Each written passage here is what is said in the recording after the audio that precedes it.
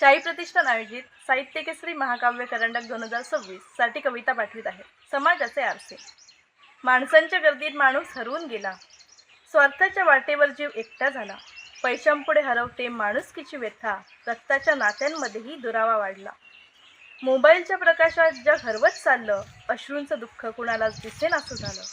घरात माणसं असूनही मने दूर जातात. प्रेमाचे धागे नकळत तुटतात.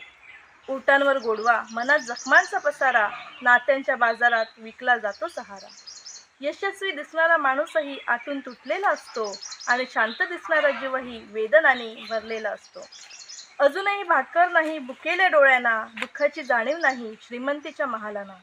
कोणी घाम गाळून उपाशी झोपला. कोणी पैशांच्या गर्वात माणूस पण विसरला. मोठमोठ्या इमारती आभाळाला भिडतात. झोपडीतली स्वप्न रोज उपाशी मरतात.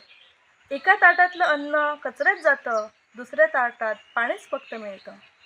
एका शेतकऱ्याच्या कपाळावर घामाचा सूर्य उगवतो, पण त्याच घरात अंधार उपाशी झोपतो. ज्या हाताने जगाला मिळतं अन्न, त्या नशिबात नसतात दोन घास. समाज म्हणजे फक्त आवाज नसतो गर्दीचा. कधी दिसतो समाजाचा सुंदर चेहरा. समाज पूर्ण काळोखा नाही. इथे अजूनही माणुसकी संपली नाही.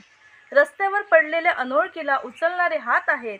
दुसऱ्याच्या दुःखात स्वतःचे अश्रू मिसळणारे जीव आहेत. गरीब लेकरासाठी स्वतःची भूक विसरणाऱ्या माऊल्या आहेत. दुसऱ्याच्या वेदनेवर फुंकर घालणारी हृदय आहेत. कुठेतरी आशेचा दिवा पेटतो. दुःखात धावून येणारा हातच खरा असतो. अंधार जरी दाटला तरी आशेचा किरण उरतो. माणुसकीच्या स्पर्शाने समाज पुन्हा जिवंत होतो. धन्यवाद.